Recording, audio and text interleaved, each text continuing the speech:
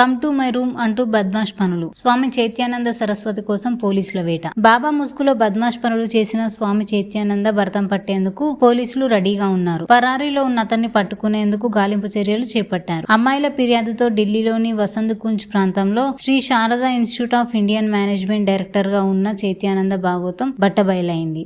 వయసు 70. పైగా అతన్ని గాడ్మెన్ గా స్ఫూర్తిస్తూ సేవలు కూడా చేస్తారు. అలాంటి గాడ్మెన్ ఆడపిల్లల పట్ల ఎంత కరుణగా ఉండాలి, ఎంత బాధ్యతగా వ్యవహరించాలి, వాళ్ళకి ఎలాంటి భవిష్యత్తును అందించాలి. కానీ ఢిల్లీలో ఓ బాబా ఉన్నాడు. ఒంటిపైన కాషాయ వస్త్రాలు, ఒంటి లోపల కామలీలలు. అతగాడి వంకర చూపులకు ఎందరో ఆడపిల్లలు నలిగిపోయారు. పైకి చెప్పుకోలేక లోపల మదనపడి ప్రతిరోజు నరకం చూశారు.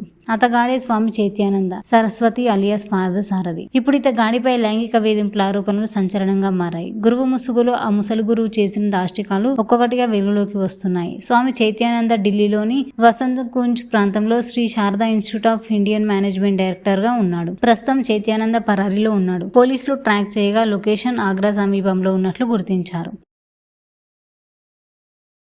ఆయనను డైరెక్టర్ పదవి నుంచి తప్పించింది. కమ్ టు మై రూమ్ అంటూ మెసేజ్ చేస్తాడట. తన రూమ్ కు ఒంటరిగా రావాలని పిలుస్తాడట. కానీ స్టూడెంట్స్ గురువు మెసేజ్ కు రిప్లై ఇచ్చేవారు కాదని పోలీసులు తెలిపారు. రిప్లై రాకపోయినా ఇంకా రెచ్చిపోయి బాలికలను లొంగ తీసుకునేందుకు పలు రకాల ఆఫర్స్ తో వాట్సాప్ చాట్ చేసేవాడు. ప్యారిస్ ట్రిప్ లంటూ విద్యార్థులను లోబర్చుకునేందుకు ట్రై చేసేవాడు. అబ్రాడ్ తానే తీసుకెళ్తానని, రూపాయి ఖర్చు లేకుండా ట్రిప్ ను ఎంజాయ్ చేయవచ్చని ఆశ పెడతాడు. అప్పటికే స్టూడెంట్స్ నుంచి రిప్లై రాకపోతే చివరికి బ్లాక్ మెయిల్ కి దిగుతాడు. తనకు లొంగపోతే పరీక్షల్లో ఫెయిల్ చేస్తానంటూ బెదిరించేవాడని, ఇలా ఒకరిని కాదు ఇద్దరిని కాదు మొత్తం ఆశ్రమంలోని బాలికలందరినీ వేధించినట్లు సమాచారం.